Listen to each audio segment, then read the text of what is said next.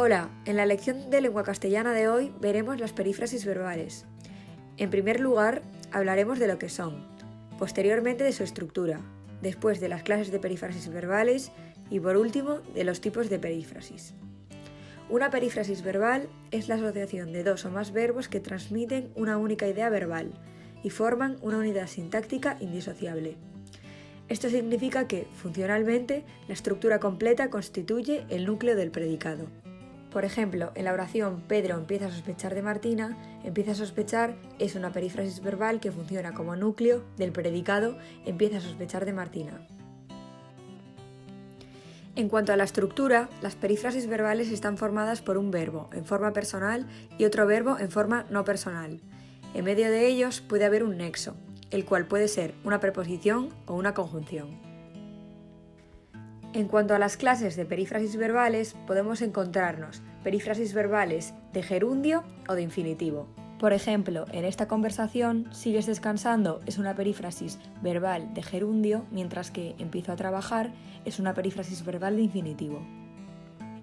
En cuanto a los tipos de perífrasis verbales, se dividen en tempoaspectuales y en modales. Las tempoaspectuales añaden matices sobre el aspecto o momento de la acción verbal, y las modales manifiestan la actitud del hablante ante la acción verbal.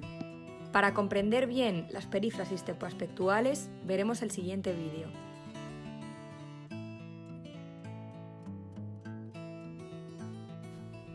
Al principio del vídeo podemos ver que el jugador va a lanzar la pelota.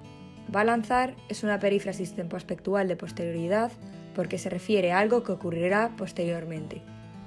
En esta imagen, el jugador está a punto de lanzar la pelota. Está a punto de lanzar es una perífrasis tempoaspectual de inminencia porque se refiere a algo que va a ocurrir justo después. Cuando la pelota está en el aire, podemos decir que el jugador está lanzando la pelota. Está lanzando es una perífrasis tempoaspectual cursiva, ya que presenta la acción en su pleno transcurso. Una vez que ha tirado canasta, podemos decir que el jugador acaba de lanzar la pelota. Acaba de lanzar es una perífrasis tempoaspectual de anterioridad porque se refiere a una acción anterior, es decir, que acaba de ocurrir. Si el jugador realizase otro tiro, podríamos decir que vuelve a lanzar la pelota. Vuelve a lanzar es una perífrasis tempoaspectual de repetición, porque se refiere a una acción que se repite, es decir, que ocurre de nuevo. Por otro lado, podemos decir que un jugador suele jugar al baloncesto. Suele jugar es una perífrasis tempoaspectual de hábito, porque se refiere a algo que ocurre frecuentemente. Al principio de un partido, el jugador de baloncesto empieza a jugar. Empezó a jugar es una perífrasis tempoaspectual incoativa, porque se refiere a una acción que se ha iniciado. Por último, al final del partido, el jugador deja de jugar. Dejó de jugar es una perífrasis tempoaspectual terminativa, porque se refiere a una acción que ya no se está realizando, es decir, que se ha terminado. A continuación, veremos las perífrasis modales, de las cuales existen 4 tipos. La perífrasis modal de obligación expresa la necesidad u obligación de llevar a cabo una acción. Por ejemplo, debe estudiar.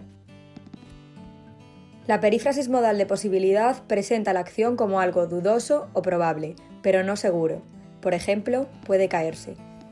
La perífrasis modal de probabilidad expresa una suposición, es decir, la acción se considera casi segura. Por ejemplo, en debe estar contento, debe de estar es la perífrasis modal de probabilidad.